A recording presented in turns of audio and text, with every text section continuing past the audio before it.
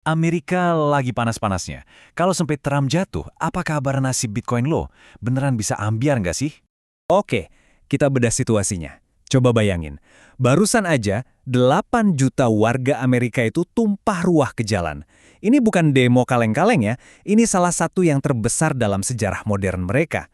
Skalanya itu masif, jadi ini benar-benar sebuah pesan yang sangat-sangat kuat.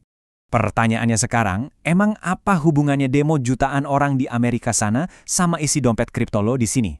Percaya atau enggak, hubungannya itu erat banget. Dan ini bisa jadi penentu lo bakal cuan gede atau malah boncos parah. Oke, kita mulai dari bagian pertama. Biar kita semua paham akarnya, kita lihat dulu deh seberapa besar sih demo yang lagi menggoyang Amerika ini dan kenapa ini jadi penting banget. Nah, yang gila dari demo No Kings ini tuh bukan cuma soal jumlah 8 juta orangnya. Lihat deh sebarannya, ada di lebih dari 3.300 lokasi, mencakup seluruh 50 negara bagian. Dan ini udah ronde ketiga sejak awal tahun 2025. Artinya apa? Ini bukan emosi sesaat, ini adalah gerakan yang super konsisten, terorganisir, dan momentumnya tuh terus membesar. Jadi apa sih yang mereka mau? Tuntutan mereka itu jelas dan keras banget. Pertama, mereka mau Trump dimaksulkan dan dilengserkan. Kedua, bubarkan badan imigrasi ICE. Dan ketiga, hentikan perang dengan Iran. Ini bukan lagi soal protes kebijakan biasa. Ini udah soal keabsahan seorang pemimpin. Angka ini, 36%, ini kuncinya. Tingkat kepuasan publik ke Trump itu anjlok ke rekor terendah sejak dia kembali menjabat. Angka inilah yang jadi bensin utama dari semua kemarahan publik yang kita lihat di jalanan itu. Oke, sekarang pertanyaan besarnya. Dengan tekanan segede ini, apa Trump beneran bisa jatuh? Yuk kita lihat hitung-hitungan politiknya, ini seru. Pertama-tama, kita lurusin dulu ya apa itu impeachment atau pemaksulan. Penting banget buat dicatat. Ini tuh proses politik, bukan proses hukum kriminal. Jadi tujuannya bukan buat penjarain presiden, tapi buat melengsarkan dia dari jabatan. Anggap aja ini kayak mosi tidak percaya dari DPR-nya Amerika. Prosesnya itu ada dua langkah. Langkah pertama, DPR-nya atau House of Representatives itu menuduh presiden. Cuma butuh suara mayoritas simpel buat lolos. Kalau lolos, lanjut ke langkah kedua yaitu Senat menggelar sidang dan voting buat memberhentikan. Nah, di sini nih bagian susahnya. Butuh mayoritas 2/3 suara. Jadi, poin paling krusialnya ada di sini.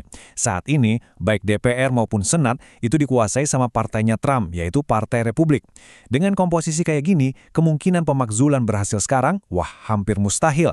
Game changernya atau penentunya ada di pemilu setelah bulan November 2026 nanti. Oke, sekarang kita masuk ke bagian yang paling penting buat kita semua. Gimana caranya semua drama politik ini nyambung ke harga Bitcoin? Nah, inilah yang disebut sebagai premi Trump. Gini, harga Bitcoin sekarang itu seolah-olah udah termasuk bonus dari janji-janji pro-kripto dari Trump. Para pemain besar tuh udah memasukkan nilai dari kebijakan kayak cadangan Bitcoin strategis, sikap SEC yang lebih lunak, dan aturan perbankan yang lebih ramah. Kalau ditotalin semua, premi Trump ini diperkirakan bernilai antara 11.000 sampai 21.000 dolar dari harga Bitcoin sekarang.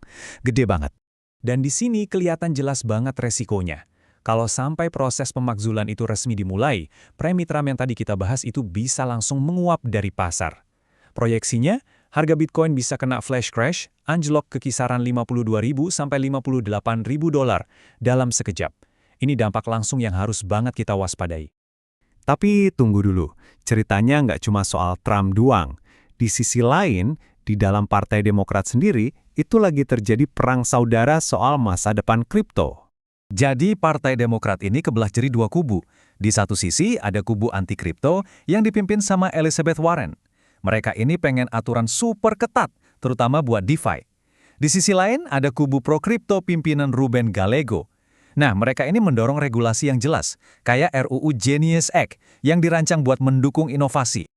Seberapa serius sih perang ini? Coba lihat angkanya. Industri kripto itu udah gelontorin lebih dari 271 juta dolar cuma buat lobi politik demi mastiin faksi pro-kripto yang menang. Ini pertarungan duit dan pengaruh yang skalanya masif. Dan ini dia suara dari kubu anti-kripto. Elizabeth Warren sampai bilang kalau legislasi pro-kripto itu adalah jalan tol untuk korupsi. Kutipan ini nunjukin betapa dalamnya penolakan mereka dan seberapa besar ancaman regulasi ketat kalau sampai mereka yang berkuasa. Oke, setelah kita lihat semua faktornya, mulai dari demo, politik pemaksulan, sampai perang internal Demokrat. Sekarang kita rangkum jadi 3 skenario utama yang bakal nentuin nasib market kripto ke depannya. Skenario A, Demokrat berhasil merebut DPR di pemilu November. Kalau ini kejadian, proses pemakzulan kemungkinan besar bakal dimulai. Dampaknya, Bitcoin bakal kena flash crash di awal. Tapi bahaya yang sebenarnya itu buat altcoin, karena SEC bakal balik jadi agresif lagi dan banyak token bisa dianggap sebagai sekuritas ilegal. Skenario B, atau skenario status quo. Partai Republik berhasil mempertahankan mayoritasnya. Trump lanjut, kebijakan pro-kripto juga jalan terus. Buat Bitcoin, ini skenario yang super bullish. Bisa membuka jalan ke 80.000, bahkan 100.000 dolar lebih. Altcoin juga bakal ikutan positif, tapi ya moderat aja.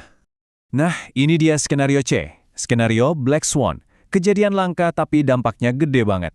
Skenario paling gilanya, Trump berhasil dimaksulkan, wakilnya, J.D. Vance, naik jadi presiden.